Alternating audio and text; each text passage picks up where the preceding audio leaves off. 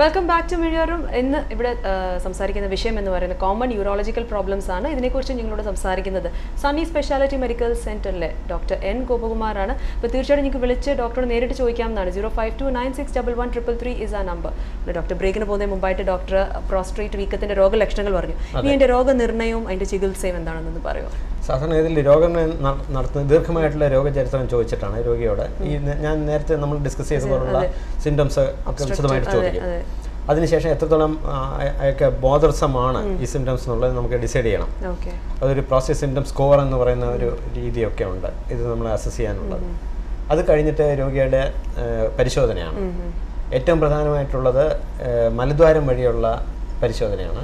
അത് പ്രോസ്റ്റേറ്റ് ഗ്രന്ഥിയുടെ കാഠിന്യം മനസ്സിലാക്കാൻ ഇത്തരത്തിലുള്ള പരിശോധന സഹായിക്കും. അത് പ്രോസ്റ്റേറ്റ് വീക്കവും പ്രോസ്റ്റേറ്റ് ക്യാൻസറും നമ്മൾ ഡിഫറൻഷ്യേറ്റ് ചെയ്യാനൊക്കെ അത് ഹെൽപ്ഫുള്ളാണ്. അതുപോലെ തന്നെ പ്രോസ്റ്റേറ്റിലുള്ള അണുരോഗബാധ, അതുപോലെ പ്രോസ്റ്റേറ്റിലുള്ള പഴുപ്പ്, ഇതൊക്കെ നമുക്ക് മലദ്വാരത്തിൽ കൂടെയുള്ള പരിശോധന വഴി നമുക്ക് അറിയാൻ പറ്റും.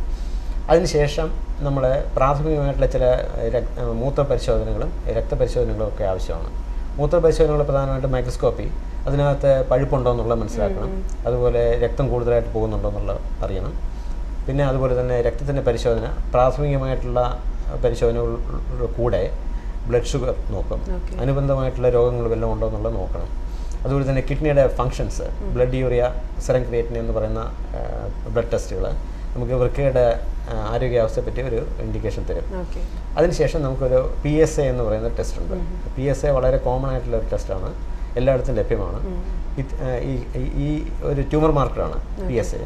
അത് വെച്ച് പ്രോസ്റ്റേറ്റ് ക്യാൻസർ ആണോ എന്നുള്ള ഇതിനെപ്പറ്റി നമുക്കൊരു അറിയാൻ ഒരു ഏകദേശ ഐഡിയ തരും നമുക്ക്. അതിനുശേഷം അൾട്രാസൗണ്ട് സ്കാൻ, വയറിൻ്റെ സ്കാൻ എടുക്കണം. സ്കാൻ എടുക്കുമ്പോൾ വൃക്കയ്ക്കുള്ള വീക്കങ്ങൾ, അതുപോലെ തന്നെ കല്ലുകൾ വല്ലതും ഉണ്ടോ എന്നുള്ളത് അറിയാം. മൂത്രം കെട്ടി നിൽക്കുന്ന അവസ്ഥ ഉണ്ടോ എന്നുള്ളത് അറിയാം. ഇതിനെപ്പറ്റി ഒരുപാട് വിവരങ്ങൾ നമുക്ക് തരും ഈ അൾട്രാസൗണ്ട് സ്കാൻ. ഇതൊക്കെയാണ് പ്രാഥമികമായിട്ടുള്ള പരിശോധനകൾ. അതിനുശേഷം ഈ പേഷ്യൻറ്റിന് വളരെ ബോധസമായിട്ടുള്ള സിംറ്റംസ് ഉണ്ട്. അങ്ങനെയുള്ള ഒരു അവസ്ഥയിലാണെങ്കിൽ നമ്മൾ മെഡിക്കൽ മാനേജ്മെൻറ്റ് തുടങ്ങും. വളരെ എഫക്റ്റീവായിട്ടുള്ള മെഡിസിൻസ് ഉണ്ട്. ആൽഫ ബ്ലോക്കറുകൾ, 5-ആൽഫ റിഡക്റ്റേസ് ഇൻഹിബിറ്റർ എന്ന് പറയുന്ന വിഭാഗത്തിൽപ്പെടുന്ന മരുന്നുകൾ ഇത്തരത്തിലുള്ള രോഗികൾക്ക് വളരെയേറെ ഗുണം ചെയ്യുന്ന. ആരംഭദശയിലുള്ള പ്രോസ്റ്റേറ്റ് വീക്കത്തിനാണ് നമ്മൾ ഇത്തരത്തിലുള്ള മരുന്ന് ചികിത്സ കൊടുക്കുന്നത്. വളരെ വർദ്ധമാനമായിട്ടുള്ള തോതിലുള്ള തടസ്സമുള്ള രോഗികൾക്കും മൂത്രം ഒട്ടും പോകാതെ മൂത്രം തങ്ങി നിന്ന ട്യൂബിഡൻ്റെ രോഗികൾക്കും ഒക്കെ ആണെങ്കിൽ നമുക്ക്, അതുപോലെ തന്നെ മൂത്രസഞ്ചിയിലുള്ള കല്ലുകൾ, വളരെ കൂടുതലായിട്ട് രക്തം പോകുന്ന ഒരവസ്ഥ, ഇടവിട്ടുള്ള രോഗാണുബാധ, ഇതൊക്കെ ഉണ്ടാകുന്ന രോഗികൾക്ക് നമ്മൾ സാധാരണഗതിയിൽ ശസ്ത്രക്രിയയാണ് അഡ്വൈസ് ചെയ്യാറുള്ളത്. ശസ്ത്രക്രിയയിൽ ഏറ്റവും ഗോൾഡ് സ്റ്റാൻഡേർഡ് ട്രീറ്റ്മെൻറ്റായിട്ട് നമ്മൾ കരുതുന്നത് TURP എന്ന് പറയുന്ന ചികിത്സയാണ്. Transurethral resection prostate. മൂത്രനാളത്തിനകത്തുള്ള ഒരു എൻഡോസ്കോപ്പ് കടത്തി നമ്മൾ ഈ പ്രോസ്റ്റേറ്റ് ഗ്രന്ഥി ചുരണ്ടി മാറ്റുന്ന ഒരു തരം ചികിത്സയാണ് ഈ TURP എന്ന് പറയുന്നത്. പിന്നെ അതുപോലെ തന്നെ ലേസർ ഉപയോഗിച്ചുള്ള ചികിത്സയും ഇപ്പോൾ ലഭ്യമാണ്. ഹോൾമിയം ലേസർ ഉപയോഗിച്ചുകൊണ്ട് ഇത്തരത്തിലുള്ള പ്രോസ്റ്റേറ്റ് വീക്കം പൂർണ്ണമായിട്ടും നമുക്ക് നീക്കം ചെയ്യാൻ പറ്റും. പിന്നെ വളരെ മിനിമലി ഇൻവേസീവായിട്ടുള്ള ചികിത്സകൾ ലഭ്യമാണ്. ഒന്ന് പ്രോസ്റ്റേറ്റിക് സ്റ്റെൻറ്റ്, പിന്നെ അതുപോലെ ട്രാൻസ് യുറിത്രൽ നീഡിൽ അബ്ലേഷൻ, പിന്നെ ഹൈപ്പർതെർമിയ എന്ന് പറയുന്ന ചികിത്സകളൊക്കെ ലഭ്യമാണ്. ഇതൊക്കെയാണ് പ്രോസ്റ്റേറ്റ് വീക്കത്തിൻ്റെ ചികിത്സാ രീതി. അത് ഡോക്ടർ നേരത്തെ പറയുകയും ചെയ്തു, പ്രോസ്റ്റേറ്റ് ഇൻഫെക്ഷനെ പറ്റി മെൻഷൻ ചെയ്തിട്ടുണ്ട്. അപ്പം അതിനെക്കുറിച്ച് ഒന്ന് പറയാം. അതിൻ്റെ പ്രോസ്റ്റേറ്റ് അണുരോഗബാധ, അതിൻ്റെ രോഗലക്ഷണങ്ങൾ, അതിൻ്റെ ട്രീറ്റ്മെൻറ്റ്സ്, അത് വരാനുള്ള കാരണങ്ങൾ. പ്രോസ്റ്റേറ്റ് അണുരോഗബാധയ്ക്ക് ഈ പറഞ്ഞ പോലെ ഇറിറ്റേറ്റ് ചെയ്യാൻ ഒബ്സ്ട്രക്റ്റീവ് സിംറ്റംസ് ആയിട്ടും പ്രകടമാകും. നമ്മൾ ഡിസ്കസ് ചെയ്ത പോലെ മൂത്ര തടസ്സവും അതുപോലുള്ള ലക്ഷണങ്ങളായിട്ട് വരാം. ഏറ്റവും പ്രധാനമായിട്ടുള്ള കാര്യം, ഇത്തരത്തിലുള്ള രോഗികൾക്ക് വിറയലോടുകൂടി പനി കാണും. പെട്ടെന്നുള്ള ഒരു ഓൺസെറ്റ് ആയിരിക്കും, പെട്ടെന്ന് തുടങ്ങുന്ന ഒരു രോഗമാണ് ഈ പ്രോസ്റ്റേറ്റ് അണുരോഗബാധ. സാധാരണ ഇതിൽ ഇത്തരം അണുരോഗബാധ ഉണ്ടാകാനുള്ള കൂടുതൽ സാധ്യതയുള്ള രോഗികൾ ഡയബറ്റിക് പേഷ്യൻസ് ആണ്, പ്രമേഹമുള്ള രോഗികൾക്ക്. അപ്പോൾ ഇത്തരത്തിലുള്ള രോഗികൾക്ക് ഞാൻ നേരത്തെ പറഞ്ഞുള്ള പ്രോപ്പറായിട്ടുള്ള ഒരു ഹിസ്റ്ററി എടുക്കുന്നതും മലദ്വാരം വഴിയുള്ള പരിശോധന, പ്രോസ്റ്റേറ്റ് ഭയങ്കര ടെൻഡർ ആയിരിക്കും, തൊടുമ്പോൾ നല്ല പെയിൻ കാണും. അതുപോലെ തന്നെ പഴുപ്പുണ്ടെങ്കിൽ അത് പ്രോസ്റ്റേറ്റ് നമുക്ക് വളരെ എളുപ്പം നമുക്ക് മനസ്സിലാക്കാൻ പറ്റും പഴുപ്പുണ്ടോ ഇല്ലയോ എന്നുള്ളത്. പിന്നെ അതുപോലെ തന്നെ നേരത്തെ ഉള്ള പരിശോധനകൾ, ഞാൻ നേരത്തെ പറഞ്ഞ പോലെയുള്ള മൂത്രത്തിൻ്റെ പരിശോധന, രക്തത്തിൻ്റെ പരിശോധന, അതുപോലെ തന്നെ അൾട്രാസൗണ്ട് സ്കാൻ, ഇതുവഴി നമുക്ക് ഏറെക്കുറെ ഇത്തരത്തിലുള്ള രോഗികളെ ഈസി ആയിട്ട് നമുക്ക് ഐഡൻറ്റിഫൈ ചെയ്യാൻ പറ്റും. ഏറ്റവും പ്രധാനം ഇതിൻ്റെ ചികിത്സാ രീതി, പ്രോസ്റ്റേറ്റ് ഇൻഫെക്ഷന് നല്ല ബ്രോഡ് സ്പെക്ട്രമായിട്ടുള്ള ആൻറ്റി ബാക്ടീരിയൽ മരുന്നുകൾ കൊടുക്കുക എന്നുള്ളതാണ്. വാവഴി കൊടുക്കുന്ന മരുന്ന് കൊണ്ട് ഫലപ്രാപ്തി ഇല്ലെങ്കിൽ നമുക്ക് ഞരമ്പ് വഴി കൊടുക്കേണ്ട പാരൻട്രലായിട്ട് കൊടുക്കുന്ന ആൻറ്റി ബാക്ടീരിയൽസ് യൂസ് ചെയ്യേണ്ടി വരും. അതുപോലെ തന്നെ ആൽഫ ബ്ലോക്കർ, അതുപോലെ ആൻറ്റി ഇൻഫ്ലമേറ്ററി മരുന്നുകളും ഒക്കെ ഇത്തരത്തിലുള്ള രോഗികൾക്ക് വളരെയേറെ ഗുണം ചെയ്യും. പിന്നെ അതുപോലെ തന്നെ വേറൊരു കാര്യം പറയാനുള്ളത്, പ്രോസ്റ്റേറ്റിലെ പഴുപ്പ് കൂടുതലായിട്ടുണ്ടെങ്കിൽ മൂത്രം ഒട്ടും പോകാത്ത ഒരവസ്ഥ വരും രോഗിക്ക്. അപ്പോൾ അത്തരത്തിലുള്ള രോഗികൾക്ക് പഴുപ്പ് ചില രോഗികൾക്ക് ഡ്രെയിൻ ചെയ്യേണ്ടി വരും. അത് സാധാരണഗതിയിൽ എൻഡോസ്കോപ്പ് വഴി തന്നെ നമുക്ക് പഴുപ്പ് ഡീറൂഫ് ചെയ്ത് നമുക്ക് വെളിയിലേക്ക്, പണ്ടൊക്കെ ആണെങ്കിൽ റെക്റ്റം വഴി മലാശയം വഴിയൊക്കെ ആയിരുന്നു, അല്ലെങ്കിൽ പെരിനെത്തി കൂടെയൊക്കെ ആയിരുന്നു ഡ്രെയിൻ ചെയ്തുകൊണ്ടിരുന്നത്. ഇപ്പോൾ അതിൻ്റെ ആവശ്യമില്ല, എൻഡോസ്കോപ്പ് വഴി തന്നെ നമുക്ക് പഴുപ്പ് മാറ്റാൻ പറ്റും. അപ്പോൾ അങ്ങനെ മാറ്റുകയാണെങ്കിൽ പെട്ടെന്നുള്ള റിക്കവറി സാധ്യമാണ് ഇത്തരത്തിലുള്ള രോഗികൾ. അത് ഡോക്ടർ, ഇപ്പം ഈ ഒരു ഇൻഫെക്ഷൻ എന്ന് പറയുമ്പോൾ ഇത് ബാക്ടീരിയൽ ആണോ, ഏത് തരത്തിലുള്ള? അതോ ഏറ്റവും കോമണസ്റ്റ് ആയിട്ടുള്ള പ്രോസ്റ്റേറ്റ് ഇൻഫെക്ഷൻസ് ബാക്ടീരിയൽ ഇൻഫെക്ഷൻ തന്നെയാണ്. Okay, alright, okay. അപ്പോൾ അതുപോലെ ഡോക്ടർ, ഇപ്പം പ്രോസ്റ്റേറ്റ് വീക്കം, അതുപോലെ ഗ്രന്ഥിയെ കുറിച്ച് പറഞ്ഞു. ഇനി അടുത്ത പ്രോസ്റ്റേറ്റ് ക്യാൻസർ, അത് എന്തുമാത്രം കോമൺ ആയിട്ട് കാണാൻ പറ്റുന്ന അതിന്റെ രോഗലക്ഷണങ്ങൾ, ഇത് വരാനുള്ള കാരണങ്ങൾ എന്തൊക്കെയാണ്? പ്രോസ്റ്റേറ്റ് ക്യാൻസർ ഈ അടുത്ത കാലത്തായിട്ട് കൂടുതലായിട്ട് നമ്മൾ ഐഡന്റിഫൈ ചെയ്യുന്നുണ്ട്. അതിന്റെ പ്രധാന കാരണം PSA എന്ന് പറയുന്ന ടെസ്റ്റ് ലോകവ്യാപകമായിട്ട് എല്ലായിടത്തും അവൈലബിൾ ആണ്. അപ്പോൾ പ്രൈമറി കെയർ ഫിസിഷ്യൻസ് തന്നെ ഇത്തരത്തിലുള്ള രോഗം ഡയഗ്നോസ് ചെയ്യുന്നുണ്ട്. അപ്പോൾ ഒരു സിംറ്റംസ് ഇല്ലാത്ത രോഗികൾക്ക് പോലും ഇത് ഡയഗ്നോസ് നേരത്തെ സാധ്യമാണ്.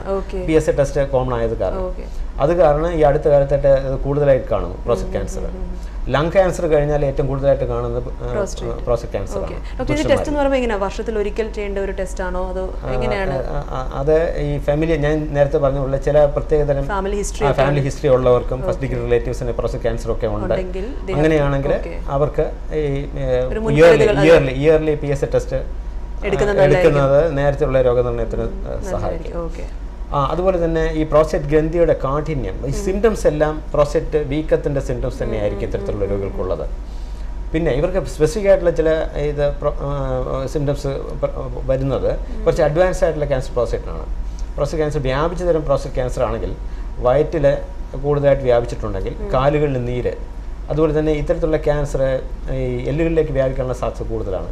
പെൽവിക് ബോൺസ്, ഇടുപ്പല്ല്, അതുപോലെ നട്ടലിലോട്ടൊക്കെ ഈ പ്രോസ്റ്റേറ്റ് ക്യാൻസർ സ്പ്രെഡ് ചെയ്യാനുള്ള ചാൻസ് കൂടുതലാണ്. അപ്പോൾ അത്തരത്തിലുള്ള രോഗികൾക്ക് നട്ടലിന് വേദന, അതുപോലെ തന്നെ നട്ടലിൽ ഫ്രാക്ചർ ഉണ്ടാകുകയാണെങ്കിൽ പെട്ടെന്ന് ഉണ്ടാകുന്ന ഫ്രാക്ചർ ഈ പാരാപ്ലീജിയ ഉണ്ടാക്കും. അതായത് അരയ്ക്ക് കീഴ്ഭാഗം ഇത് തളർന്നു പോകുന്ന അവസ്ഥ. അത്തരത്തിലുള്ള രോഗികൾക്ക് ആ രീതിയിലും രോഗം പ്രകടമാകാം. ഇതൊക്കെയാണ് ജനറലായിട്ട് പ്രോസ്റ്റേറ്റ് ക്യാൻസറിൻ്റെ രോഗലക്ഷണങ്ങളായിട്ട് വരുന്നത്. പിന്നെ ഇത്തരത്തിലുള്ള രോഗികളെ ഞാൻ ഐഡൻറ്റിഫൈ ചെയ്യുന്നത് ഞാൻ നേരത്തെ പറഞ്ഞുള്ള ഏറ്റവും ഈസിയസ്റ്റ് ആയിട്ടുള്ള ഒരു മാർഗം മലദ്വാരത്തിൽ കൂടെയുള്ള പരിശോധനയാണ്. അത് പ്രോസ്റ്റേറ്റ് ഗ്രന്ഥി വളരെ കാഠിന്യമുള്ളതായിരിക്കാം, നൊഡ്യൂളർ ആയിരിക്കാം. ഒരു നല്ല എക്സ്പീരിയൻസ് ഉള്ള ഒരു യൂറോളജിസ്റ്റിനെ ഈസി ആയിട്ട് ഇത്തരത്തിലുള്ള ക്യാൻസർ മലദ്വാരത്തിലുള്ള പരിശോധന വഴി നമുക്ക് അറിയാൻ പറ്റും.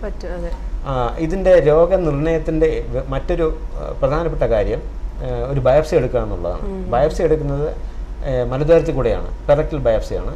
ബയോപ്സി എടുത്ത് പ്രോസ്റ്റേറ്റ് ക്യാൻസർ കൺഫേം ചെയ്ത ശേഷം മാത്രമേ നമുക്ക് ബാക്കിയുള്ള ചികിത്സാ രീതിയിലേക്ക് പോകാൻ പറ്റത്തുള്ളൂ. വൺസ് അത് കൺഫേം ചെയ്ത് കഴിഞ്ഞാൽ ആരംഭദശയിലുള്ള പ്രോസ്റ്റേറ്റ് ക്യാൻസർ ആണെങ്കിൽ ആണോ അല്ലയോ എന്നുള്ളത് നമുക്ക് മനസ്സിലാക്കാം. അപ്പോൾ നമുക്ക് വയറിൻ്റെ ഒരു MRI വേണ്ടി വരും, മൾട്ടി പാരാമെട്രിക് MRI. അത് വെച്ച് നമുക്ക് പ്രോസ്റ്റേറ്റ് ക്യാൻസർ എത്രത്തോളം വ്യാപിച്ചിട്ടുണ്ടോ എന്നുള്ളത് അറിയാം. അതുപോലെ തന്നെ ബോൺ സ്കാൻ, ബോണിലോട്ട് വ്യാപിച്ചിട്ടുണ്ടോ എന്നുള്ളത് അറിയാം. അതുപോലെ തന്നെ ഈ പ്രോസ്റ്റേറ്റ് ബയോപ്സി എടുക്കുമ്പോൾ അതിൻ്റെ ഗ്രേഡ് അറിയാൻ പറ്റും, ഗ്ലീസൺ ഗ്രേഡ് എന്ന് പറയും.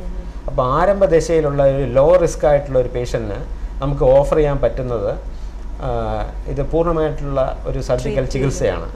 അതായത് റാഡിക്കൽ പ്രോസ്റ്റേറ്റക്ടമി എന്ന് പറയുന്ന ഒരു ചികിത്സാ രീതിയാണ് ഇത്തരത്തിലുള്ള രോഗികൾക്ക് അനുയോജ്യമായിട്ടുള്ള ചികിത്സ. ഇത്തരത്തിലുള്ള രോഗികളെ നേരത്തെ ഐഡൻറ്റിഫൈ ചെയ്യുകയാണെങ്കിൽ ഈ റാഡിക്കൽ പ്രോസ്റ്റേറ്റക്ടമി വഴി പൂർണ്ണമായിട്ടുള്ള ഒരു ക്യൂർ സാധ്യമാണ് പ്രോസ്റ്റേറ്റ് ക്യാൻസർ. ഇനിഷ്യൽ സ്റ്റേജസ് കണ്ടുപിടിക്കുകയാണ്. അത് നമ്മൾ ചെയ്യുന്നത് തുറന്നുള്ള ശസ്ത്രക്രിയ വഴി ചെയ്യും, അതുപോലെ തന്നെ ലാപ്രോസ്കോപ്പിക് ആയിട്ട് ചെയ്യും. അപ്പോൾ ഇപ്പോൾ അടുത്ത കാലത്തായിട്ട് റൊബോട്ടിക്കായിട്ടും ഇത് ചെയ്യുന്നുണ്ട്. അപ്പോൾ ഈ ലാപ്രോസ്കോപ്പിക് ആൻഡ് റൊബോട്ടിക് റാഡിക്കൽ പ്രോസ്റ്റേറ്റക്ടമിയുടെ അഡ്വാൻറ്റേജ് രക്തനഷ്ടം വളരെ കുറവായിരിക്കും. അതുപോലെ തന്നെ വളരെ പ്രിസൈസ് ആയിട്ട് നമുക്ക് ഈ ശസ്ത്രക്രിയ ചെയ്യാൻ പറ്റും സൂക്ഷ്മതയോടുകൂടി. ഇതിൻ്റെ ഏറ്റവും പ്രധാനമായിട്ടുള്ള സൈഡ് എഫക്ട്സ് എന്ന് പറഞ്ഞു കഴിഞ്ഞാൽ ഈ ലൈംഗികശേഷി കുറവും അതുപോലെ തന്നെ മൂത്ര നിയന്ത്രണം ഇല്ലായ്മയുമാണ്. അപ്പോൾ അത്തരത്തിലുള്ള ഈ പറഞ്ഞ ലാപ്രോസ്കോപ്പി ആൻഡ് റൊബോട്ടിക് വഴി ചെയ്യുമ്പോൾ ഇത്തരത്തിലുള്ള കോംപ്ലിക്കേഷനുള്ള സാധ്യത ഭയങ്കരമായിട്ട് നന്നായിട്ട് കുറയും. അപ്പോൾ രോഗിക്കും ഏറ്റവും കൂടുതൽ അഭികാമ്യമായിട്ടുള്ള ഒരു ചികിത്സാ രീതിയാണ് ഈ പറഞ്ഞ laparoscopic and robotic radical prostate. കുറച്ച് അഡ്വാൻസ്ഡ് ആയിട്ടുള്ള ക്യാൻസർ പ്രോസ്റ്റേറ്റ് ആണെങ്കിൽ അത്തരത്തിലുള്ള രോഗികൾക്ക് ഈ ചികിത്സ കൊണ്ട് ഫലപ്രാപ്തി കിട്ടത്തില്ല. അവർക്ക് ഹോർമോൺ ചികിത്സയും റേഡിയേഷൻ ചികിത്സ പിന്നെ ഇപ്പോൾ കീമോതെറാപ്പിയും ഇത്തരത്തിലുള്ള രോഗികൾക്ക് ഫലപ്രാപ്തി ചെയ്യുന്നുണ്ട്. ഇനിഷ്യൽ സ്റ്റേജ് വരുവാണെങ്കിൽ കീമോതെറാപ്പിയുടെ ഇല്ല, ആവശ്യമില്ല. ഓക്കെ, അതുപോലെ ഡോക്ടർ പ്രോസ്റ്റേറ്റ് ഗ്ലാൻഡ് എടുത്ത് എങ്ങനെയാണ് ഇതെടുത്ത് കംപ്ലീറ്റ് ആയിട്ട് റിമൂവ് ചെയ്യേണ്ടി വരിക? ഞാൻ നേരത്തെ പറഞ്ഞ പോലെ അടിവയറ്റിലായിട്ട് ചെറിയൊരു മുറിവ് ഉണ്ടാക്കിയാണ് റാഡിക്കൽ പ്രൊസ്റ്റാറ്റക്ടമി ചെയ്യുന്നത്. അത് ഈ പറഞ്ഞ പോലെ തുറന്നുള്ള ശസ്ത്രക്രിയ ആകാം, അല്ലെങ്കിൽ ലാപ്രോസ്കോപ്പി വഴിയോ അല്ലെങ്കിൽ റോബോട്ടിക് ചികിത്സാ രീതി വഴിയോ ഇത് ഗ്രന്ഥി മൊത്തമായിട്ട് എടുത്ത് മാറ്റും. അതിപ്പോൾ ഇനിഷ്യൽ സ്റ്റേജസ് ആണെങ്കിലും അങ്ങനെ തന്നെ ചെയ്യേണ്ടി ഇനിഷ്യൽ സ്റ്റേജസിലാണ് ഈ ശസ്ത്രക്രിയ ചെയ്യാൻ പറ്റുന്നത്. അഡ്വാൻസ്ഡ് ക്യാൻസർ പ്രോസ്റ്റേറ്റിന് ഇത്തരത്തിലുള്ള ചികിത്സ കൊണ്ട് ഫലപ്രാപ്തി കിട്ടത്തില്ല. Okay, alright doctor. അപ്പം ഓക്കെ, അതായിരുന്നു പ്രോസ്റ്റേറ്റിനെ കുറിച്ച് എല്ലാം ഡീറ്റെയിൽസ് ഡോക്ടർ പറഞ്ഞു. അത് കഴിഞ്ഞിട്ട് ഇപ്പം വളരെ കോമൺ ആയിട്ട് നമ്മൾ മൂത്രത്തിൽ കല്ല്. അപ്പം മൂത്രക്കല്ലിൻ്റെ കാരണങ്ങൾ എന്തൊക്കെയാണ്? എന്താണ് ഈ മൂത്രക്കല്ല് എന്ന് പറയുന്നത്? ഇതിൻ്റെ സിംറ്റംസ്, രോഗലക്ഷണങ്ങൾ, ഇതിൻ്റെ ട്രീറ്റ്മെൻറ്റ്സ്? മൂത്രക്കല്ല് പ്രധാനമായിട്ടും ഉണ്ടാകുന്ന വൃക്കയ്ക്കകത്താണ്. ഈ പ്രൈമറി യൂറോലിറ്റിയാസിസ് ഉണ്ടാകുന്ന വൃക്കയിൽ തന്നെയാണ്.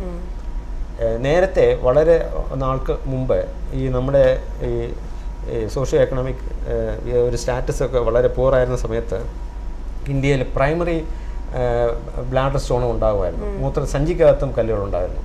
ഇപ്പോൾ മെച്ചപ്പെട്ട ജീവിത സാഹചര്യങ്ങളും അതിൻ്റെ പോഷകാംശമുള്ള ആഹാരങ്ങളൊക്കെ ഇപ്പോൾ വ്യാപകമായതോടുകൂടി ഇത്തരത്തിലുള്ള പ്രൈമറി ബ്ലാഡർ സ്റ്റോൺ ഇപ്പോൾ ഇന്ത്യയിലില്ല. വളരെ ബാക്ക്വേർഡ് ആയിട്ടുള്ള ആഫ്രിക്കൻ കൺട്രീസിൽ മാത്രമേ ഉള്ളൂ. അപ്പോൾ ഞാൻ പറഞ്ഞു വന്നത് പ്രധാനമായിട്ടും കല്ലുണ്ടാകുന്ന വൃക്കയ്ക്കകത്താണ്. വൃക്കയ്ക്കകത്തുണ്ടാകുന്ന കല്ലുകൾ പരലുകൾ ചേർന്നാണ് ഈ കല്ലുകൾ രൂപപ്പെടുന്നത്. അത് വൃക്കയിൽ നിന്നും താഴോട്ട് യൂറിറ്റർ വഴി ബ്ലാഡറിൽ എത്തപ്പെടുന്നു. ആ സമയങ്ങളിലൊക്കെയാണ് ഈ രോഗലക്ഷണങ്ങൾ പ്രകടമാകുന്നത്. ഈ കല്ലിൻ്റെ വലിപ്പം അനുസരിച്ചാണ് ഈ രോഗലക്ഷണങ്ങൾ പ്രകടമാകുന്നത്. ഇതിൻ്റെ പ്രധാനമായിട്ടുള്ള കാരണങ്ങൾ ഈ മാംസാഹാരമാണ്. ഈ മാംസം അനിമൽ പ്രോട്ടീൻസിൽ നിന്നാണ് പ്രധാനമായിട്ട് ഇത്തരത്തിലുള്ള കല്ലുകൾ ഉണ്ടാകുന്നത്. ഏറ്റവും കൂടുതൽ സ്റ്റോൺസ് ഈ calcium oxalate, monohydrate and dihydrate, അതുപോലെ തന്നെ യൂറിക് ആസിഡ് കല്ലുകളാണ്. ഈ രണ്ട് വിഭാഗത്തിൽപ്പെടുന്ന കല്ലുകൾ, ഈ പറഞ്ഞ വിഭാഗത്തിൽപ്പെടുന്ന കല്ലുകൾ ഏറ്റവും കൂടുതലായിട്ടുണ്ടാകുന്ന മാംസാഹാരം കൂടുതലായിട്ട് കഴിക്കുന്ന ആൾക്കാർക്ക് തന്നെയാണ്. അതുപോലെ തന്നെ കാലാവസ്ഥയിലുള്ള വ്യതിയാനങ്ങൾ, ചൂട് കൂടിയ സ്ഥലങ്ങൾ, മൗണ്ടനസ് ഏരിയ, പർവ്വത പ്രദേശങ്ങൾ, പിന്നെ ഈ ലോകത്തിൻ്റെ ചില പ്രത്യേക ഭാഗങ്ങൾ ഇത്തരത്തിലുള്ള കല്ലുകൾ കൂടുതലുണ്ടാകാനുള്ള സാധ്യതയുണ്ട്. അതുപോലെ തന്നെ ജനിതകമായിട്ടുള്ള കാരണങ്ങൾ, ഇതൊക്കെയാണ് പ്രധാനമായിട്ടും ഈ സ്റ്റോൺസിൻ്റെ ഈ കാരണങ്ങളായിട്ട് ചൂണ്ടിക്കാണിക്കുന്നത്. ഡോക്ടർ, ഇപ്പോൾ ഈ സ്റ്റോൺ ഫോർമേഷൻ എന്ന് പറയുമ്പോൾ അതിന് എത്ര സമയം എടുത്തിട്ടാണ് ഒരു കിഡ്നി സ്റ്റോൺ നമ്മൾ പറയുമ്പോൾ എത്ര നാളുകൾ എടുത്തിട്ടാണ് അങ്ങനെ ഒരു കാലയളവ് നമുക്ക് പറയാൻ പറ്റില്ല. ഇതിന്റെ ഒരു സിംറ്റം വരുമ്പോഴാണ് മനസ്സിലാക്കാൻ പറ്റുന്നത് ഇങ്ങനെ കിഡ്നി സ്റ്റോൺ ഉണ്ട്? രോഗലക്ഷണങ്ങളെ പറ്റി നമുക്ക് വരാം. അപ്പോൾ അതിനു മുമ്പേ ഞാൻ നേരത്തെ പറഞ്ഞ പോലെ യൂറിനകത്ത് ഒരു സൂപ്പർ സാച്ചുറേഷൻ എന്ന് പറയുന്ന അവസ്ഥ ഉണ്ടാകുമ്പോഴാണ് ഈ ക്രിസ്റ്റലുകൾ ഉണ്ടാകുന്നത്. ഈ ക്രിസ്റ്റലുകൾ ചേർന്ന് അഗ്രിഗേറ്റ് ചെയ്തിട്ടാണ് ഈ കല്ലുകൾ ഉണ്ടാകുന്നത്. അപ്പോൾ അതിനുള്ള സാഹചര്യം ഉണ്ടാകുമ്പോഴാണ് ഇത്തരത്തിലുള്ള സ്റ്റോൺസിൻ്റെ ആവിർഭാവം കിഡ്നിക്കകത്ത് ഉണ്ടാകുന്നത്. അപ്പോൾ ഞാൻ നേരത്തെ പറഞ്ഞ പോലെ ജനിതകമായിട്ടുള്ള കാരണങ്ങൾ, ചില പ്രത്യേകതരം എൻസൈംസ് ഒക്കെ കുറവാണെങ്കിൽ അല്ലെങ്കിൽ ആബ്സെൻ്റ് ആണെങ്കിൽ ചില പ്രത്യേകതരം കല്ലുകൾ ഉണ്ടാകും. സിസ്റ്റീൻ സ്റ്റോൺസ്, ഇതൊക്കെ പറയുന്നത് ജനിതകമായിട്ടുള്ള കാരണങ്ങൾ കൊണ്ടും ആണ് പ്രധാനമായിട്ടും ഉണ്ടാകുന്നത്. അതുപോലെ തന്നെ ചില കീമോതെറാപ്പി എടുക്കുന്ന രോഗികൾക്ക്. ഡോക്ടർ, നമുക്ക് അതിലേക്ക് വരാം. ഒരു കോളർ എത്തിയിരിക്കുകയാണ്. Hello, good afternoon. നമസ്കാരം. ആരാ സംസാരിക്കുന്നേ? ഓക്കെ ലത, ഡോക്ടറോട് ചോദിച്ചോളൂ. ലത. ഹലോ, പറഞ്ഞോളൂ. ഡോക്ടർ, ഞാൻ എന്റെ അമ്മയ്ക്ക് വേണ്ടിയിട്ടാണ് ചോദിക്കുന്നത്. പറഞ്ഞോളൂ. അമ്മയ്ക്ക് 1.5 വർഷം മുമ്പ് ഇതായിരുന്നു, കാർസിനോമ റെക്ടമായിരുന്നു. സർജറി ഒക്കെ കഴിഞ്ഞിരുന്നു. ഇപ്പൊ അമ്മയ്ക്ക് 23 വയസ്സുണ്ട്. ഇപ്പൊ അമ്മയ്ക്ക് 1.5 വർഷം കഴിഞ്ഞ് സ്കാൻ ചെയ്തപ്പോ ഇങ്ങനെ ഈ കിഡ്നിയിലേക്ക് വരുന്ന ഒരു ട്യൂബ് ഉണ്ട്. ആ ട്യൂബ് ഇപ്പൊ ബ്ലോക്ക് ആണെന്നാ പറയുന്നത്. അപ്പൊ ഇപ്പൊ ഡോക്ടേഴ്സ് പറയുന്നത് ഇപ്പൊ ലെപ്രോസ്കോപ്പിക് വഴി അത് ക്യാൻസറിന്റെ ഇല്ലാന്ന് പറയുന്നത്, എന്തോ ബ്ലോക്ക് അവിടെ. അത് കറക്റ്റ് ആയിട്ട് അറിയണമെങ്കിൽ അത് ലെപ്രോസ്കോപ്പി വഴി നോക്കണം എന്നാ പറയുന്നത് അവര്. അത് ആ ബ്ലോക്ക് കട്ട് ചെയ്തിട്ട് ട്യൂബ് ബ്ലാഡറിലേക്ക് ഇട്ട് കൊടുക്കണം എന്നൊക്കെ പറയുന്നത് ഡോക്ടറെ. സക്സസ് ആവും നമുക്കൊരു പേടിയുണ്ട്. ഇത്രയായി അമ്മയല്ലേ, അത് കാരണം ഞാൻ ഈ പ്രോഗ്രാം കണ്ടപ്പോ ഡോക്ടർക്ക് തന്നെ വിളിച്ചു വെച്ചത്. താങ്കളുടെ അമ്മയ്ക്കുള്ള ഈ ഒരു പ്രശ്നത്തിൻ്റെ കാരണങ്ങൾ രണ്ടാകാം. ഒന്ന്, ഈ കാർസിനോമ റെക്ടത്തിൽ ഉണ്ടാകുന്ന ആ പ്രൈമറി ആയിട്ടുള്ള ക്യാൻസർ തന്നെ വ്യാപിച്ച് ഈ യൂറിറ്റർ, ഈ മൂത്രനാളത്തിൽ വ്യാപിച്ച് ഉണ്ടായ അടവുകൾ ആകാം. ഒരു കാരണം അതാണ്. രണ്ടാമത്തെ കാരണം, നേരത്തെ അമ്മയ്ക്ക് ഇത് ക്യാൻസർ രക്തത്തിന് ശസ്ത്രക്രിയ ചെയ്ത് എന്ന് അല്ലേ പറഞ്ഞത്? അതെ അതെ ആ ശസ്ത്രക്രിയയിൽ ഉണ്ടാകുന്ന ഒരു ഇഞ്ചുറി കൊണ്ടും ഇത്തരത്തിലുള്ള ഈ പ്രശ്നം ഉണ്ടാകാം. അപ്പോൾ ഈ രണ്ടിൽ ഏതാണ് പ്രശ്നം എന്നുള്ളത് ഒരു വയറിന്റെ ഒരു CT സ്കാനോ MRIയോ എടുത്തു കഴിഞ്ഞാൽ ഏറെക്കുറെ നമുക്ക് അതെ അതെ അതെ അതെ അപ്പോൾ ഏറെക്കുറെ ഒരു ഐഡിയ കിട്ടും എന്തുകൊണ്ടാണ് ഇതുണ്ടായതെന്നുള്ളത്. അതിനുശേഷം ഇത് ക്യാൻസർ കൊണ്ടുള്ള വ്യാപനമല്ല, ഒരു ഇഞ്ചുറി കൊണ്ടുള്ളതാണെങ്കിൽ ആ യൂറോളജിസ്റ്റ് പറഞ്ഞ പോലെ ഒരു ഒന്നിൽ ലാപ്രോസ്കോപ്പി വഴിയോ അല്ലെ തുറന്നുള്ള ശസ്ത്രക്രിയ വഴിയോ ഇത്തരത്തിലുള്ള ആ അടവ് മാറ്റാനും റിപ്പയർ ചെയ്യുന്നതും രോഗിക്ക് ഒരുപാട് ഗുണം ചെയ്യും.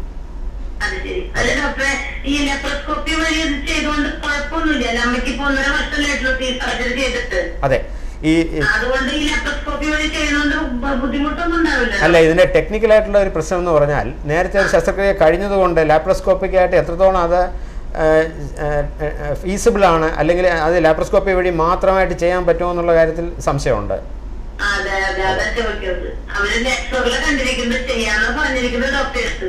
ബുദ്ധിമുട്ട് ലാപ്രോസ്കോപ്പി വഴി അനുഭവപ്പെടുകയാണെങ്കിൽ അവർ തുറന്നായിരിക്കും അത് റിപ്പയർ ചെയ്യുന്നത്. അതെ അതെ വിളിച്ചത് വളരെ നന്ദി. Okay bye. അപ്പം ഡോക്ടർ മൂത്രക്കല്ലിന്റെ പറഞ്ഞുകൊണ്ടിരിക്കുകയാണ്. അപ്പം പറഞ്ഞത് ഇങ്ങനെ കീമോതെറപ്പി എടുക്കുന്ന രോഗികൾക്കും അത് യൂറൈറ്റ് ക്രിസ്റ്റൽസ് പ്രിസിപിറ്റേറ്റ് ചെയ്യുന്നതുകൊണ്ട് ഇത്തരത്തിലുള്ള കല്ലുകൾ ഉണ്ടാകും. ഞാൻ പറഞ്ഞു വരുന്ന ഇതൊക്കെയാണ് പ്രധാനമായിട്ടുള്ള കാരണങ്ങൾ. രോഗലക്ഷണങ്ങൾ പ്രധാനമായിട്ടും ഈ കല്ലിന്റെ സ്ഥാനം അനുസരിച്ചാണ്. സ്ഥാനവും വലിപ്പവും. ഒരു വളരെ ചെറിയ കല്ലാണെങ്കിൽ ഒരു 2 മില്ലിമീറ്ററോ 3 മില്ലിമീറ്ററോ ഉള്ള സ്റ്റോൺ ആണെങ്കിൽ ഇത് സിംറ്റംസ് ഒന്നും ഉണ്ടാകത്തില്ല. പ്രധാനമായിട്ടും വേദനയാണ് ഇത്തരത്തിലുള്ള കല്ലുകൾക്ക് സിംറ്റം ആയിട്ടുള്ളത്. ഈ വേദന ഉണ്ടാകാനുള്ള കാരണം അടവാണ്. വൃക്കകത്തോ അല്ലെങ്കിൽ മൂത്രനാളത്തിലോ യൂറിനറി പാസിൽ എവിടെയോ ഉണ്ടാകുന്ന ഒരു അടവ് മൂലമാണ് സാധാരണഗതിയിൽ ഈ വേദന ഉണ്ടാകുന്നത്. അപ്പോൾ വൃക്കകത്തുള്ള കല്ലാണെങ്കിൽ വയറിന്റെ മുകൾ ഭാഗത്തോ അല്ലെങ്കിൽ പുറകിലോ ആയിട്ട് ആണ് ഈ വേദന ഉണ്ടാകുന്നത്. അത് ഈ വേദനയോടൊപ്പം ഛർദിലും കാണും. ഇടവിട്ടുള്ള വേദന. ഒരു കോളർ എത്തിയിരിക്കുകയാണ്. ഹലോ, ഗുഡ് ആഫ്റ്റർനൂൺ, നമസ്കാരം, മിഴിയോരത്തിലേക്ക് സ്വാഗതം. ഹലോ, യെസ്, ആരാ സംസാരിക്കുന്നേ? പേര് പറയൂ. ശോഭ. ഡോക്ടറോട് ചോദിച്ചോളൂ. പറഞ്ഞോളൂ. ഡോക്ടർ, എനിക്ക് യൂട്രസ് റിമൂവ് ചെയ്തു. അതെ, ഒരു വർഷമാവാറായി. അതെ അതെ. പിന്നെ അപ്പൊ യൂട്രസ് റിമൂവ് ചെയ്യാൻ കാരണം യൂറിനറി ബ്ലാഡർ താണിരിക്കണമെന്നാ പറഞ്ഞിരുന്നത്. അതെ, അത് കാരണമാണ് എനിക്ക് യൂട്രസ് റിമൂവ് ചെയ്തത്. അതെ അതെ. അത് നാട്ടിൽ നിന്നാണ് ഞാൻ ചെയ്തത്. അതെ. അപ്പൊ ചെയ്തു കഴിഞ്ഞിട്ട് ഞാൻ ഇങ്ങോട്ട് തിരിച്ചു വന്നു. 1 മാസത്തിനുള്ളിൽ തിരിച്ചു വന്നു. അതെ. അപ്പൊ വീണ്ടും എനിക്ക് യൂറിനറി ബ്ലാഡർ താണിരിക്കണു. അതെ. അപ്പൊ അത് കുറച്ച് ഞാനിങ്ങനെ ബാത്റൂമിലൊക്കെ പോകുമ്പോ എനിക്ക് അറിയുന്നത് പുറത്തേക്ക് വന്ന മാതിരി. അതെ അതെ. പിന്നെ എനിക്ക് ഇടത് സൈഡ് കിടക്കുമ്പോഴൊരു വേദന ഉള്ളില്. അതെ അതെ. കുറച്ച് തടിയുണ്ട് ഞാന്. അപ്പൊ ഇത്തിരി വയറുണ്ട്. അതെ. അപ്പൊ കിടക്കാനും ഒക്കെ എനിക്ക് തെരിഞ്ഞ് കിടക്കുമ്പോ പ്രോബ്ലം, പിന്നെ ഇരിക്കുമ്പോഴൊക്കെ ഭയങ്കര പ്രോബ്ലം. നോക്കൂ, നിങ്ങൾക്ക് ഈ യൂട്രസ് മാറ്റിയത് വയറ് കീറിയാണോ അതോ താഴെക്കൂടെയാണോ മാറ്റിയത്? അതെ അതെ അതെ, കീഹോൾ സർജറിയാണ്. പക്ഷെ താഴത്തുകൂടെ മാറ്റിയത്. അതെ അതെ. അപ്പൊ അവര് പറഞ്ഞത് അത് ഓപ്പറേഷന് മുമ്പ് പറഞ്ഞത് പിന്നെ യൂട്രസ് റിമൂവ് ചെയ്തിട്ട് ഇത് റിപ്പയർ ചെയ്യുന്ന പറഞ്ഞിരുന്നത്. അതെ അതെ. അപ്പൊ പിന്നെ പറഞ്ഞു അവര് യൂട്രസ് റിമൂവ് ചെയ്തതും യൂറിനറി ബ്ലാഡർ മുകളിലേക്ക് പോയി, അത് കാരണം ഒന്നും ചെയ്യേണ്ടി വന്നില്ല എന്നാ പറഞ്ഞത്. നോക്കൂ, ഈ പറഞ്ഞതിൽ ഞാൻ മനസ്സിലാകുന്നത് 2 സാധ്യതകളുണ്ട്. ഒന്ന്, നേരത്തെ പറഞ്ഞതുപോലെ ഈ ബ്ലാഡർ അതിന് സിസ്റ്റോസീൽ എന്നാണ് പറയുന്നത്, താഴോട്ട് തള്ളി വരുന്ന അവസ്ഥ, അതൊന്നും റിപ്പയർ ചെയ്തിട്ടില്ലല്ലോ. സാധാരണഗതിയിൽ ഇങ്ങനെ അതെ അതെ അതെ സാധാരണഗതിയിൽ ഇത്തരം യൂട്രസ് മാറ്റിയ ഒരു ശസ്ത്രക്രിയയ്ക്ക് ശേഷം, വജൈനൽ ഹിസ്റ്റക്ടമിക്ക് ശേഷം ഈ താഴേക്ക് മൂത്രസഞ്ചി തള്ളി വരുന്നത് അത്ര റെയറല്ല. അങ്ങനെ സംഭവിക്കാറുണ്ട്. പിന്നെ വേറൊരു പോസിബിലിറ്റി ഉള്ളത് വാൾട്ട് പ്രൊലാപ്സ് എന്ന് പറയും. അത് ഗർഭാശയ മുഖം താഴോട്ട് തള്ളി വരികയാണെങ്കിലും ഇത്തരത്തിലുള്ള ഒരു താഴോട്ടുള്ള ഒരു ഡിസെൻഡ് ഉണ്ടാകാം. അതുപോലെ തന്നെ മലാശയവും ഇതുപോലെ തള്ളി വെളിയിലേക്ക് വരാം. അപ്പോൾ ഒരു പ്രോപ്പറായിട്ടുള്ള ഒരു രോഗിയെ പരിശോധിക്കുന്ന വഴി മാത്രമേ നമുക്ക് കൃത്യമായിട്ടുള്ള രോഗനിർണയം സാധ്യമാകൂ. തന്നെ ബാത്റൂം പോകണം, അങ്ങനെ ഒരു ടെൻഡൻസി ഉണ്ട്. പിന്നെ യൂറിനറി ഇൻഫെക്ഷൻ ഇടയ്ക്കിടയ്ക്ക് വരുന്നുണ്ട്. നോക്കൂ, ഇത്തരത്തിലുള്ള ബ്ലാഡർ ഡിസെൻറ്റ്, മൂത്രസഞ്ചി താഴോട്ട് തള്ളി വരുന്നതുകൊണ്ട് മൂത്രം മൊത്തം ഒഴിഞ്ഞു പോകാത്ത ഒരു അവസ്ഥ ഉണ്ടാകും. അത്തരത്തിലുള്ള രോഗികൾക്ക് മൂത്രരോഗാണുബാധ ഉണ്ടാകാനുള്ള സാധ്യത കൂടുതലാണ്. അതെ,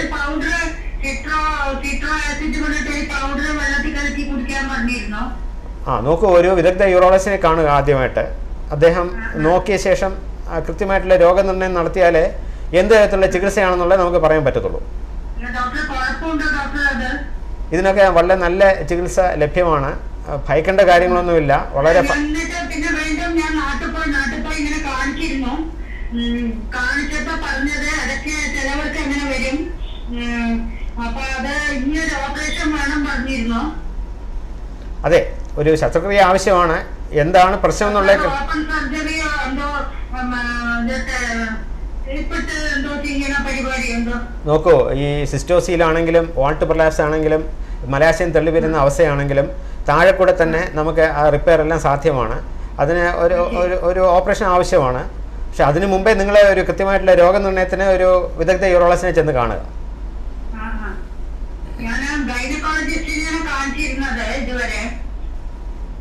അപ്പൊ ഇതൊന്ന് ചെയ്താട്ടെ. Okay, thanks a lot for calling. Alright, bye. Okay doctor, അപ്പോൾ മൂത്രക്കല്ലിന്റെ ഡോക്ടർ അതിന്റെ സിംറ്റംസ് ആയിരുന്നു പറഞ്ഞത്. അതുപോലെ ഈ കല്ല് യൂറിറ്ററിലേക്ക് വരികയാണെങ്കിൽ ഈ വേദന വയലിന്റെ ഫ്രണ്ടിലേക്ക് വരും. അത് യൂറിറ്ററിൽ കൂടെ താഴോട്ട് വരുമ്പോൾ ആ വേദന താഴോട്ട് വരുന്നു.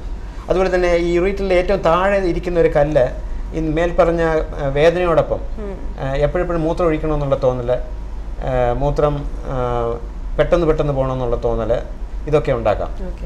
പിന്നെ അതുപോലെ തന്നെ ഈ വേദന തൊടയുടെ മുകൾ ഭാഗത്തും വൃഷ്ണങ്ങളിലും ലിംഗത്തിൻ്റെ അറ്റത്തും ഒക്കെ ആയിട്ട് റേഡിയേറ്റ് ചെയ്യാം.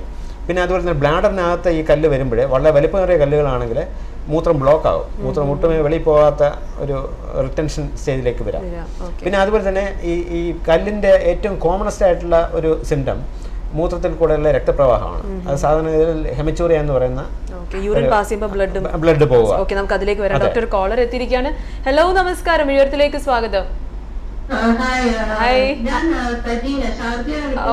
ഓക്കെ സജീന, ഡോക്ടറോട് ചോദിച്ചോളൂ. ഹലോ, പറഞ്ഞോളൂ. എനിക്ക് 10 വയസ്സായ ഒരു മകനുണ്ട്. അതെ, മകന് മൂത്രം ഒഴിക്കുന്ന സാധനം മൊത്തമായിട്ട് ഉള്ളിലോട്ട് കയറി പോകുന്നു. വേറെ എന്തെങ്കിലും പ്രശ്നമുണ്ടോ? അത് ഈ പറഞ്ഞതിൽ നിന്ന് മനസ്സിലാകുന്ന ഒരു ബറീഡ് പിന്നീസ് എന്ന് പറയുന്ന ഒരു പ്രോബ്ലം ആയിട്ട് തോന്നുന്നു. നല്ല വണ്ണമുള്ള കുട്ടിയാണോ? ആ, അത് വളരെ കോമൺ ആയിട്ടുള്ള ഒരു പ്രോബ്ലമാണ്. ഈ ഫാറ്റിനകത്ത് കുറച്ച് ബറീഡായിട്ടിരിക്കുന്ന ഒരു പീനിസാണ്. അത് വളർച്ച കൊണ്ട് അത് ഇത് ഫൈമോസിസ് എന്ന് പറയുന്ന ഒരു അവസ്ഥ കൂടെ ഉണ്ടോ എന്ന് നോക്കണം. അതായത് അഗ്രചർമ്മം കംപ്ലീറ്റ് അടഞ്ഞിരിക്കുകയാണെങ്കിൽ ഒരു ചെറിയ ഒരു സർക്കംസിഷൻ ചെയ്ത് കഴിഞ്ഞാൽ കുറച്ചുകൂടെ വലിപ്പം തോന്നും. ചെയ്തതാണ്. അതെ, ഒരു ബറീഡ് പീനസ് ആയിരിക്കും. പ്രധാനമായിട്ടും വണ്ണം കുറയ്ക്കാനുള്ള കാര്യങ്ങളൊക്കെ ഒന്ന് ശ്രദ്ധിക്കുക. അത് കൊഴുപ്പ് കുറഞ്ഞ ആഹാരങ്ങൾ കൊടുക്കുക, ചോക്ലേറ്റ്സ്, അങ്ങനെയുള്ള കാര്യങ്ങളൊക്കെ ഒന്ന് കുറയ്ക്കുക. ചൈൽഡ്ഹുഡ് ഒബീസിറ്റി, അതായത് കുട്ടികളിലുണ്ടാകുന്ന അമിതവണ്ണം ഇപ്പോൾ വളരെ കോമൺ ആയിട്ടുള്ള ഒരു പ്രോബ്ലമാണ്. അത് കാരണമായിട്ടുള്ള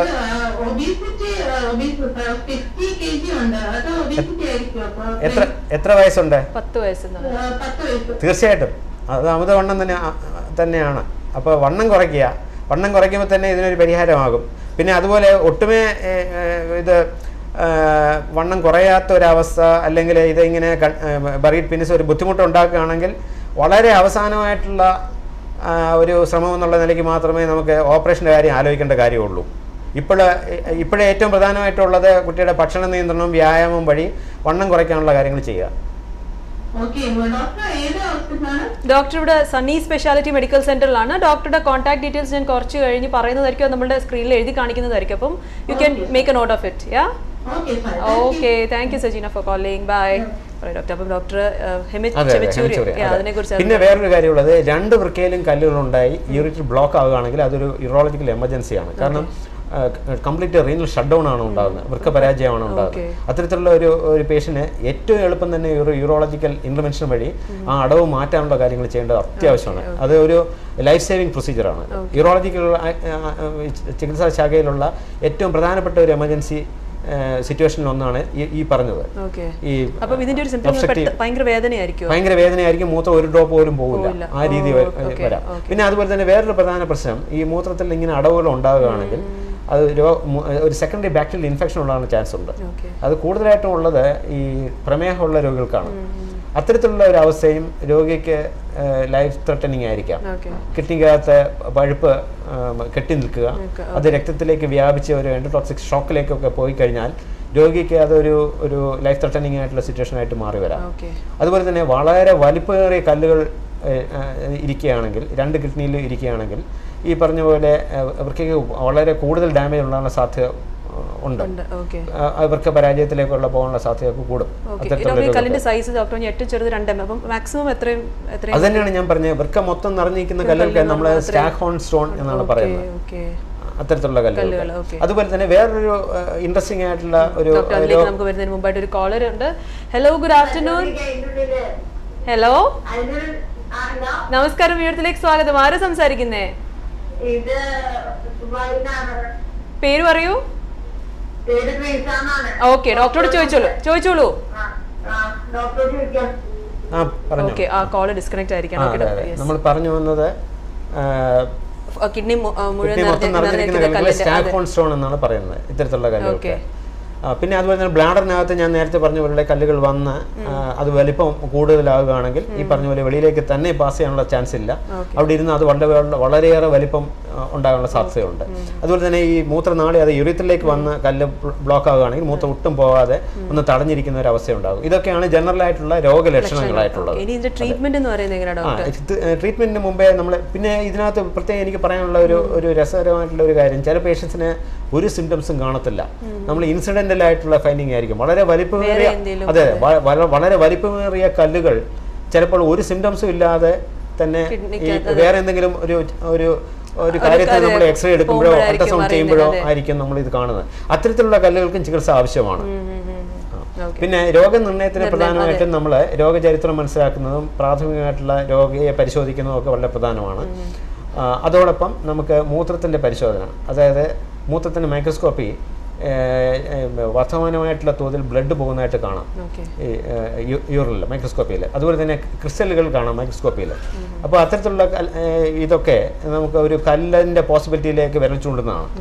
അതുപോലെ തന്നെ രക്തത്തിൻ്റെ ചില പരിശോധനകൾ, അനുബന്ധ രോഗങ്ങൾ, ബ്ലഡ് ഷുഗർ, ഡയബറ്റീസ് അങ്ങനെയുള്ള കാര്യങ്ങളൊക്കെ ഉണ്ടോ എന്നുള്ളത് മനസ്സിലാക്കണം. അതോടൊപ്പം നമുക്ക് യൂറിയ ക്രിയേറ്റിൻ, അത് വൃക്കയുടെ പ്രവർത്തനം എത്രത്തോളം മോശമായിട്ടുണ്ട് എന്നുള്ള കാര്യത്തെപ്പറ്റി ഒരു ചൂണ്ടുപലകയാണ് ഈ 2 പരിശോധനകൾ. അതുപോലെ തന്നെ യൂറിക് ആസിഡ്, കാൽഷ്യം എന്നീ പരിശോധനകൾ നമുക്ക് ചില പ്രത്യേക തരത്തിലുള്ള കല്ലുകൾക്ക് ഇത് കൂടുതലാകാനുള്ള സാധ്യതയുണ്ട്. യൂറിക് ആസിഡ് കല്ലുകൾ സെറം യൂറിക് ആസിഡ്, രക്തത്തിലുള്ള യൂറിക് ആസിഡ് വളരെ കൂടുതലായിരിക്കും. അതുപോലെ തന്നെ കാൽഷ്യം സ്റ്റോൺസിൽ ഈ കാൽഷ്യം കൂടുതലായിട്ടുള്ള സാധ്യതയുണ്ട്. അപ്പോൾ ഇത്തരത്തിലുള്ള പരിശോധനയ്ക്ക് ശേഷം നമ്മുടെ നാടുകളിൽ ലഭ്യമാകുന്ന ഏറ്റവും ഈസി ആയിട്ടുള്ള ഒരു പരിശോധനാ രീതിയാണ് അൾട്രാസൗണ്ട് സ്കാൻ. ഇപ്പോൾ ഇന്ത്യയിലൊക്കെ ഏത് മുക്കിലും മൂലയിലും ഇത് ലഭ്യമാണ്. അതെ, അൾട്രാസൗണ്ട് സ്കാൻ. അത് വെച്ച് വളരെ ചിലവ് കുറഞ്ഞതാണ്. വൃക്കയുടെ കല്ലുകളുടെ സ്ഥാനം, അതുപോലെ തന്നെ അതിൻ്റെ വലിപ്പം, വൃക്കകൾക്കുണ്ടാകുന്ന അടവ്, വൃക്കകളുടെ ആരോഗ്യാവസ്ഥ, ഇതിനെപ്പറ്റിയൊക്കെ വളരെ ഈസി ആയിട്ട് നമുക്ക് ഇൻഫർമേഷൻ തരും. അത് നോൺ ഇൻവെൻഷണൽ ആയതുകൊണ്ട് വളരെ ക്രിട്ടിക്കലായിട്ടുള്ള പേഷ്യൻസിന് പോലും നമുക്ക് ഇത്തരത്തിലുള്ള ഈ അൾട്രാസൗണ്ട് സ്കാൻ നമുക്ക് ചെയ്യാൻ പറ്റും. അപ്പോൾ രോഗിയുടെ ഈ രോഗനിർണയത്തിനും രോഗിയുടെ അപ്പോഴുള്ള അവസ്ഥയെ പറ്റിയൊക്കെ ഒരു ഏകദേശ ധാരണ ഇത്തരത്തിലുള്ള പരിശോധന വഴി നമുക്ക് ലഭ്യമാണ്. അതുപോലെ തന്നെ ഇത് ചില തരം കല്ലുകൾ എക്സ്റേക്കകത്ത് കാണില്ല. അത് സെറം യൂറിക് ആസിഡ് കല്ലുകൾക്കൊന്നും റേഡിയോ ലൂസൻ്റ് ആയിരിക്കും, എക്സ്റേക്കകത്ത് പ്രകടമാകാത്ത തരം കല്ലുകളാണ്. അപ്പോൾ അത്തരത്തിലുള്ള കല്ലുകളുടെ ഡയഗ്നോസിസിന് ഈ അൾട്രാസൗണ്ട് സ്കാന് പറ്റും. അതുപോലെ തന്നെ വളരെ ചെറിയ കല്ലുകൾ, അല്ലെങ്കിൽ കല്ല് ഈ മൂത്രനാളത്തിലുള്ള അടവ് കല്ലുകൊണ്ടാണോ അത് വേറെ എന്തെങ്കിലും പ്രശ്നങ്ങളുണ്ടാണോ എന്നുള്ള മനസ്സിലാക്കാൻ നമുക്ക് ഒരു CT സ്കാൻ എന്ന് പറയുന്ന പരിശോധന വഴി നമുക്ക് അറിയാൻ പറ്റും. അതിനകത്ത് സ്പൈറൽ CT, ഇപ്പോൾ അമേരിക്കൻ ഐക്യനാടുകളിലൊക്കെ രോഗി ഇങ്ങനെയുള്ള ഒരു പ്രശ്നമായിട്ട് വരുമ്പോൾ ആദ്യമായിട്ട് ചെയ്യുന്ന പരിശോധന തന്നെ CT സ്കാൻ തന്നെയാണ്. അൾട്രാസൗണ്ട് ചെയ്യാണ്ട് അതെ, ഡയറക്റ്റായിട്ട് എന്നുവെച്ചാൽ ഇത് അൾട്രാസൗണ്ടിനെക്കാളും കൂടുതൽ ഇൻഫർമേഷൻസ് CT കിട്ടും. അനുബന്ധ അവയവങ്ങൾക്ക് എന്തെങ്കിലും പ്രശ്നങ്ങളുണ്ടോ എന്നുള്ള കാര്യം അറിയാൻ പറ്റും.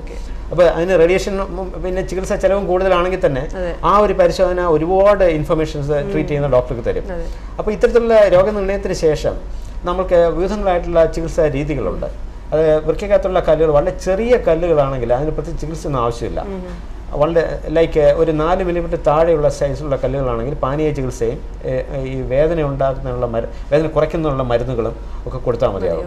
കുറച്ച് വെള്ളം ഓറലായിട്ട് വഴി കഴിക്കാൻ പറ്റുന്നതാണെങ്കിൽ അങ്ങനെ, അല്ലെങ്കിൽ IV ഫ്ലൂയിഡ്സ് അതുവഴി കൂടുതലായിട്ട് ഹൈഡ്രേഷൻ രോഗിക്കുണ്ടാക്കുക.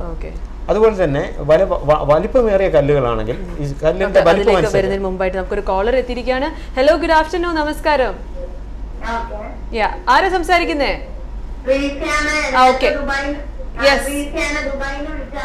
ചോദിച്ചോളൂ ഡോക്ടറോട്. ടിവിയുടെ വോളിയം കുറച്ച് വെച്ചിട്ട് സംസാരിക്കണേ. ട്രീസ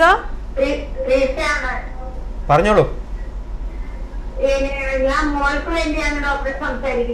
പറഞ്ഞോളൂ പറഞ്ഞോളൂ.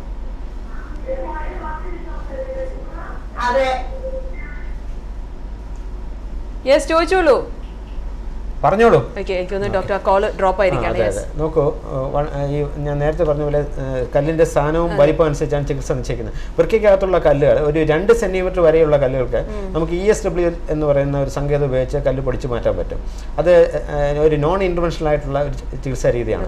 ശരീരത്തിന് വെളിയിൽ ഉണ്ടാകുന്ന ഷോക്ക് വേവ്സ് ആ കല്ലിൽ കേന്ദ്രീകരിച്ച് പൊടിച്ചു കളയുന്ന രീതിയാണ് ESW ചികിത്സ. അത് ഏത് പ്രായക്കാരിലും അത് സാധ്യമാണ്. അത് ഈവൻ അനസ്തേഷ്യ വളരെ ലഘുവായിട്ടുള്ള ഒരു സെഡേഷൻ രോഗിയൊന്ന് ഉറക്കി കിടത്തിയിട്ട് തന്നെ പുതിയ തരം ESW മെഷീൻസ് വെച്ച് നമുക്ക് ഇത്തരത്തിലുള്ള കല്ലുകൾ പൂർണ്ണമായിട്ടും പൊടിച്ചു കളയാൻ പറ്റും. ഒരു ഡേ കെയർ സർജറിയാണ്. രാവിലെ വന്ന് ഈ ശസ്ത്രക്രിയ ഈ ചികിത്സാ രീതി കഴിഞ്ഞിട്ട് രോഗിയെ തിരിച്ച് വീട്ടിലേക്ക് പോകാം. ഇത്തരത്തിലുള്ള ചികിത്സ ഇപ്പോൾ വളരെ സുലഭമായിട്ട് പോസിബിൾ ആണ്. വലിപ്പമേറിയ കല്ലുകളാണെങ്കിൽ നമ്മളെ മറ്റൊരു ചികിത്സാ സങ്കേതമുണ്ട്, PCNL എന്ന് പറയുന്ന ചികിത്സ. വൃക്ക നിറഞ്ഞു നിൽക്കുന്ന ഒരു കല്ലുകളുള്ള രോഗികൾക്ക് വളരെ ചെറിയൊരു മുറിവിൽ കൂടെ ഒരു ട്യൂബ് വൃക്കകത്തേക്ക് കടത്തി കല്ല് പൂർണ്ണമായിട്ടും പൊടിച്ച് മാറ്റുന്ന ഒരു ചികിത്സാ രീതിയാണ് PCNL. വളരെ അപൂർവമായിട്ട് മാത്രമേ നമ്മൾ ഇത്തരത്തിലുള്ള കല്ലുകൾ, വലിപ്പമേറിയ കല്ലുകൾക്ക് നമ്മൾ തുറന്നുള്ള ശസ്ത്രക്രിയ ഉപയോഗിക്കാറുള്ളൂ. അതുപോലെ തന്നെ ലേസർ ഉപയോഗിച്ചുള്ള ചികിത്സാ രീതിയും ഇപ്പോഴുള്ള വളരെ പ്രചാരത്തിലുണ്ട്. അത് ഫ്ലെക്സിബിൾ ആയിട്ടുള്ള ഒരു ഇൻസ്ട്രുമെന്റ് താഴെ കൂടെ കടത്തി വൃക്കകത്തുള്ള കല്ലുകൾ ഇവാപ്പറേറ്റ് ചെയ്യുന്ന ഒരു ചികിത്സാ രീതിയാണ്. ഹോൾമെൻ ലേസറാണ് ഉപയോഗിക്കുന്നത്. ഇപ്പോഴും വളരെ ഈസി ആയിട്ട് ചെയ്യാൻ പറ്റുന്ന കാര്യമാണ്. അതുപോലെ ഡോക്ടർ ഇപ്പം മൂത്രക്കല്ലിനെ കുറിച്ച് സംസാരിക്കും. ഇതിന്റെ പ്രിവെന്റീവ് മെഷേഴ്സ് ഇത് വരാതിരിക്കാൻ നമുക്ക് എന്തെങ്കിലും അതിലേക്ക് വരുന്ന മുമ്പായിട്ട് ഒരു കോളർ എത്തിയിരിക്കുകയാണ്. Hello, good afternoon. യെസ്, ആരാ സംസാരിക്കുന്നത്? ഓക്കെ, ട്രീസ ചോദിച്ചോളൂ. പറഞ്ഞോളൂ.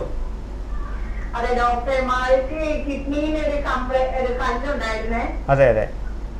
എന്നിട്ട് അതിന് മറ്റേ ഇംഗ്ലീഷ് മെഡിസിൻ കഴിച്ച് വലിയ കുറവൊന്നും കണ്ടില്ല. ആയുർവേദ മെഡിസിൻ കഴിച്ച് അത് കുറഞ്ഞായിരുന്നു. പറഞ്ഞോളൂ. അത് കഴിഞ്ഞതിന് ശേഷം ഇപ്പൊ ഉണ്ടല്ല, പുള്ളിക്ക് ഒരു തൈറോയിഡിന്റെ അസുഖം വന്നിട്ട് ഇപ്പൊ തൈറോയിഡിന്റെ അസുഖങ്ങൾ വന്നിട്ട് ഇപ്പൊ തൊണ്ടയിൽ ഭയങ്കരമായിട്ട് കുരുക്കൾ പൊന്തിക്കാന്ന് പറയുന്നത്. ഇപ്പൊ എന്താണ് പ്രശ്നം? എന്താണ് തൈറോയിഡിന്റെ അസുഖം വന്നിട്ട് തൊണ്ടയിൽ നിറയെ കുരുക്കളായിട്ട് ഇരിക്കുകയാണ്. അപ്പൊ സൗണ്ട് ഇല്ല, ഒട്ടും സൗണ്ട് ഇല്ല. 7 ദിവസം വരെ സംസാരിച്ചിരുന്ന ഡോക്ടർ പറഞ്ഞിരുന്നത്. ഒരു ഈ തൈറോയ്ഡ് അസുഖങ്ങൾ ചികിത്സിക്കുന്ന ഒന്ന് എൻഡോക്രൈനോളജിസ്റ്റോ അല്ലെങ്കിൽ ഒരു സർജനെയോ സമീപിക്കുക. അതെ. Okay, thanks a lot for calling. Alright. Okay doctor, അപ്പം അടുത്ത എനിക്ക് ചോദിക്കാനുള്ളത് ഇപ്പം മൂത്രക്കല്ലിനെ കുറിച്ച് സംസാരിക്കുന്നത് പ്രിവെന്റീവ് മെഷേഴ്സ്. ഇത് നമ്മൾ ഏറ്റവും പ്രധാനമായിട്ടുള്ള ഒരു കാര്യം പാനീയ ചികിത്സ തന്നെയാണ്. ഇത്തരത്തിൽ കല്ലുകളുള്ള രോഗികൾക്ക് make sure that they put out 3 liters of urine. Daily urine output ഒരു 3 ലിറ്റർ ആണെന്നുള്ള ഉറപ്പ് വരുത്തുക. അതിനുവേണ്ടിയുള്ള ദ്രവരൂപത്തിലുള്ള കാര്യങ്ങൾ കഴിക്കുക. അപ്പോൾ ഈ കല്ലുകൾ യൂറിനിലൂടെ ഇതിന്റെ പ്രധാന ഉദ്ദേശം എന്ന് പറഞ്ഞാൽ ക്രിസ്റ്റലുകൾ, പരലുകൾ അഗ്രിഗേറ്റ് ചെയ്തിട്ടാണ് കല്ലുകൾ ഉണ്ടാകുന്നത്. അത് അഗ്രിഗേറ്റ് ചെയ്ത് അവിടെ സ്റ്റാഗ്നന്റ് ആയിട്ട് കിഡ്നിക്കകത്ത് കിടക്കാതിരിക്കാനാണ് ഇത്തരത്തിലുള്ള ഒരു വാട്ടർ ഫ്ലോ അല്ലെങ്കിൽ യൂറിൻ ഫ്ലോ കൊണ്ട് ഉദ്ദേശിക്കുന്നത്. അത് വാഷ് ഔട്ട് ചെയ്ത് വെളിയിലേക്ക് പോകും. പിന്നെ ഉള്ള ഏറ്റവും പ്രധാനമായിട്ടുള്ള കാര്യം അനിമൽ പ്രോട്ടീൻസ് കംപ്ലീറ്റ് ഒഴിവാക്കുക. അതിലേക്ക് വരാം. ഒരു കോളർ എത്തിയിരിക്കുകയാണ്. Hello, good afternoon. Yes yes, ആരാ സംസാരിക്കുന്നേ? ഡോക്ടറോട് ചോദിച്ചോളൂ.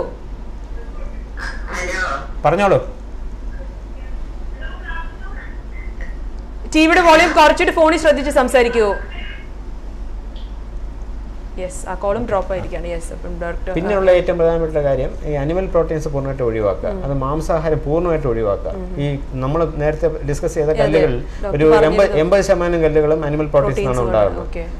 കൂടുതലായിട്ട് ഈ സിട്രസ് ഫ്രൂട്ട്സ് ധാരാളം കഴിക്കുക, എസ്പെഷ്യലി ഓറഞ്ചസ് കഴിക്കുന്നത് സിട്രേറ്റിൻ്റെ അളവ് യൂറിൻ കൂട്ടാനും കല്ലുകളുടെ ഇൻസിഡൻസ് കുറയ്ക്കാനും സഹായിക്കും. അതുപോലെ തന്നെ വേറൊരു കാര്യം മദ്യവർജനമാണ്.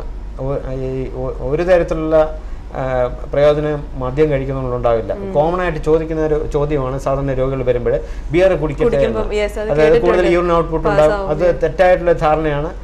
മദ്യം സ്റ്റോൺ പ്രിവെൻഷന് ഒട്ടുമേ ഹെൽപ്പ് ചെയ്യത്തില്ല.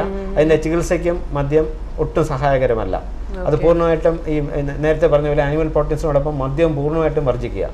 ഇതൊക്കെയാണ് ജനറൽ ആയിട്ടുള്ള പ്രിവെന്റീവ് മെഷേഴ്സ് ആയിട്ട് പറയുന്നത്. ഓക്കെ ഡോക്ടർ, അപ്പോൾ നമ്മുടെ സമയം ഇവിടെ ഏകദേശം കഴിഞ്ഞിരിക്കുകയാണ്. ഒരിക്കൽ കൂടി വളരെ നന്ദി ഡോക്ടർ ഇന്ന് വന്നതിലും നമ്മളുടെ പ്രേക്ഷകരെടുത്ത് കോമൺ ന്യൂറോളജിക്കൽ പ്രോബ്ലംസ് പങ്കുവച്ചതിലൊക്കെ വളരെ നന്ദി. ഓൾറൈറ്റ്, അപ്പം ഇന്നത്തെ ഒരു എപ്പിസോഡ് വൈൻഡപ്പ് ചെയ്യാൻ സമയമായിരിക്കുകയാണ്. ഡോക്ടർ നമ്പർ നമ്മളോട് നിരവധി പേര് ചോദിച്ചിട്ടുണ്ടായിരുന്നു, അത് നിങ്ങൾക്ക് നിങ്ങളുടെ സ്ക്രീനിൽ കാണാം. ഇവർക്ക് കൂടി പറയാം, ഡോക്ടർ സണ്ണി സ്പെഷ്യാലിറ്റി മെഡിക്കൽ സെൻ്ററിലാണ്. ദ ഫോൺ നമ്പേഴ്സ് ആർ 0656888707, അതുപോലെ 055390880. അപ്പം ഇന്നത്തെ ഈ ഒരു എപ്പിസോഡ് വൈൻഡപ്പ് ചെയ്യണം. നാളെ വീണ്ടും ഞാൻ വരുന്നതായിരിക്കും. It's me Sherin. നന്ദി, നമസ്കാരം.